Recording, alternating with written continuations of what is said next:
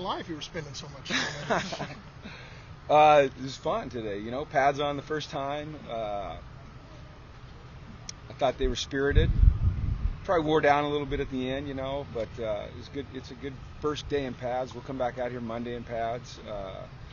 The thing that's interesting for me, I think, and probably the players, and they don't even notice, is I'm so used to having Brett as a quarterback and the rhythm of practice that he plays with, just getting used to these other guys. And I think we'll settle in and practices will get a little bit more crisp. But I think for the third day, we're right where we want to be. So just got to keep getting better. There was some installation today, was there? That's what Taylor said. And that he said kind of confused a lot of people, or just. Yeah, we added. We worked a lot of red zone today, and so it was a new installation, and it just the formations and the verbiage, and it just slows things down a little bit. I've had a million people comment on how fast practice was, and I you need to come out again later. You'll see a fast practice, but it was good. We're making progress. So. You expect the team to lean more on Paul this year, just because you're using a new quarterback? I don't know. We like to be balanced.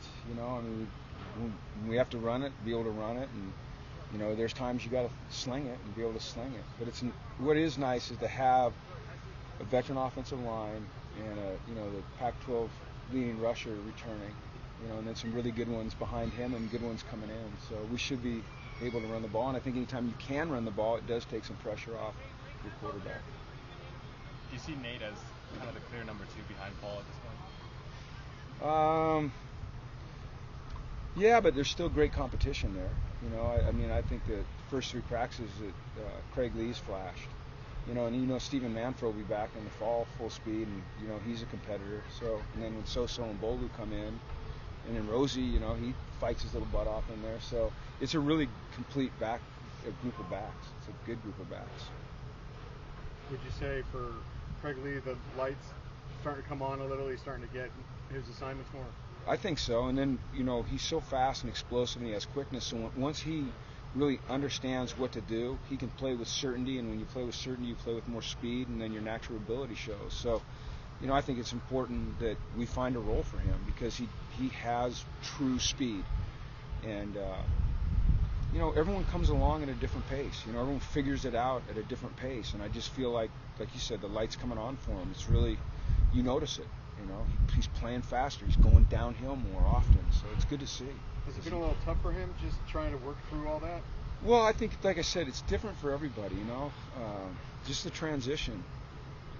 When you talk about, school and the social and the football, some are able to just adapt more quickly than others. But the great thing about Craig is that even though it hasn't worked out to this point exactly like he wanted it to, he's always had a great attitude. He's always hung in there. He's always worked incredibly hard. And then eventually you hope that it pays off, and it looks like it's going to start paying off for him. How's Simon's legs? He looks good to me. He's got bounce back. I noticed it today at one point, right after we did the pat and go, and he had to run from that end zone down here to do the O-line work. And as he was running away from me, I was standing with, I can't remember who I said, I haven't seen Simon run like that since he was a freshman. Just bouncing and not, I used to kind of drag his leg, and his knees were pointed in. He looked good. So I just hope he continues to get better. Seems like Ken Lacey has flashed a little at offensive line. What have you seen from him? I think settling into guard. He's playing left guard, and we've had to move him around a lot. He was kind of the jack of all trades guy, and in 3 practices now he's been firmly established at left guard. I think he's got confidence, and he knows what he's doing. And I think the work that he's done in the weight room with Coach Alosi has paid off. And he's got a long ways to go still. But the one thing we have now, finally, is we have real depth on the offensive line. We have, real depth, not just a guy or 2, but we've got. And when you get Quiz back, and Caleb will be back next week, and then all of a sudden your offensive line starts to look pretty healthy. How does that change what you can do in spring when you have so much depth on the OL? In the past, we've had to alter a lot of our practices. We've had to cut reps out. We've had to slow down. And right now, we've got enough guys that can play at a high level. We can practice the way we want to practice. It's hard when you have to cut back on reps because of one group. Especially when you're trying to develop your quarterbacks. And that chemistry between your quarterbacks and receivers. So it just helps us as a team, and it helps defensively. The competition, going against good players makes you a better player. How do you think focusing on like 2 quarterbacks a day, how do you think that's working? You mean like kind of 2 a day? Yeah. Well, I think it's good, and that's why we're doing it. It was Taylor's idea, but I think what happens is if you try to work 4 or 5 guys through a practice and get them equal reps, it gets watered down, and they can't get into a flow. And so when you take 2 guys and you isolate, and we're going to do this for a few practices and we'll reevaluate it, but when you give them a concentrated number of repetitions, then they can get in a little rhythm, and they can play through some mistakes that are going to happen in practice. And it's not like, you get 10 plays and 3 bad ones and you feel bad about practice. You get 40 or 45 plays and maybe you still have, a couple bad plays, but there's a positiveness to what we're doing. So I like it. Is it easier to evaluate?